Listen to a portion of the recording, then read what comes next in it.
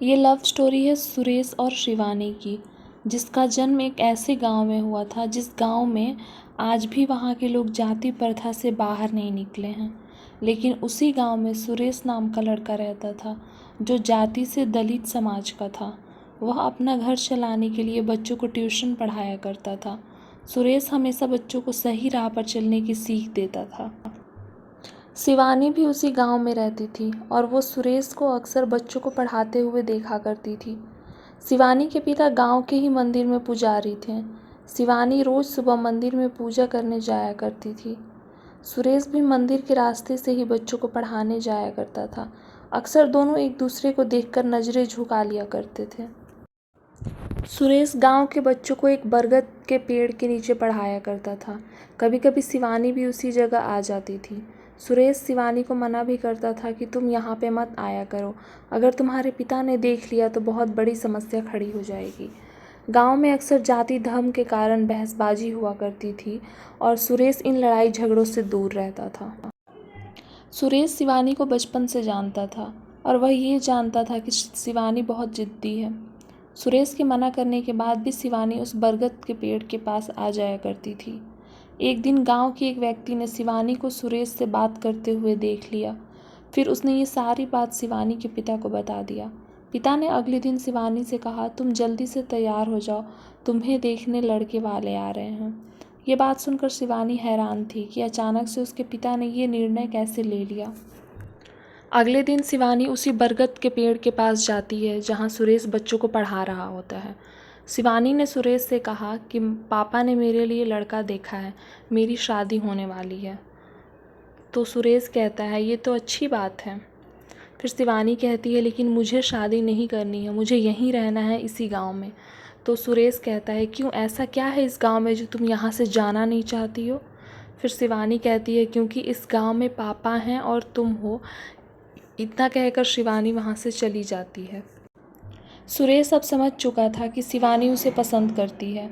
सुरेश के दिल में शिवानी के लिए प्यार था, लेकिन उसने कभी भी अपने दिल की बात शिवानी को नहीं बताया। सुरेश ने गांव की जातिवाद समस्या की वजह से अपने प्यार को दिल में ही दबाए रखा था। लेकिन जब शिवानी ने उससे कहा कि उसकी शादी होने वाली है, तब सुरेश के दिल की धड़कनें तेज हो गई थी। लेकिन उस समय सुरेश ने शिवानी के सामने ऐसे बात किया मानो जैसे कि उसे कोई फ़र्क ही ना पड़ता हो। अब दोनों के दिल में एक दूसरे के लिए प्यार था, लेकिन उन्हें समझ नहीं आ रहा था कि अपने प्यार का इजहार कैसे करें।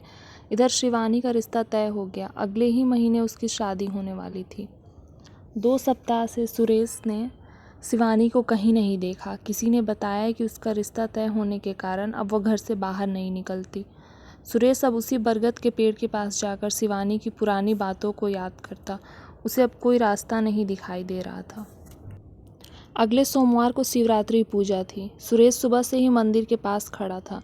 उसे उम्मीद था कि शिवानी मंदिर ज़रूर आएगी और कुछ देर बाद शिवानी मंदिर आती है। सुरेश तुरंत मंदिर की गेट के पास जाकर खड़ा हो जाता है। शिवानी की नज़र सुरेश पे पड़ती है। वह सुरेश को देखकर मायूस हो जाती है। जब शिवानी पूजा करके मंदिर से बाहर निकलती है, तब सुरेश उसे मिलने का इशारा करता है। दोपहर के समय उसी बरगद के पेड़ के पास दोनों मिलते हैं। शिवानी की नज़रें सुरेश को ही देख रही थी।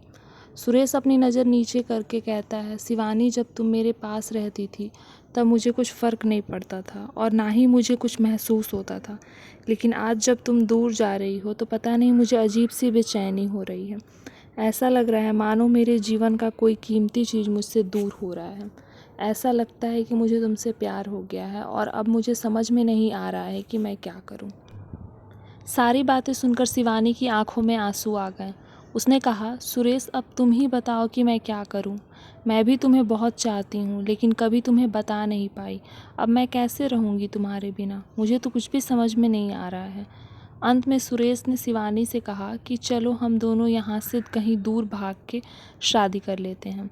लेकिन शिवानी ने सुरेश को मना कर दिया, क्योंकि शिवानी को अपने पिता की इज्जत और गांव में उनकी मान सम्मान सामने दिखने लगी और वो ऐसा कोई कदम नहीं उठाना चाहती थी जिसकी वजह से उसके पिता का सिर झुके। शिवानी ने सुरेश से कहा कि अगर मैं इस गांव से भागती हूँ तो मेरे पिता का क्या होगा?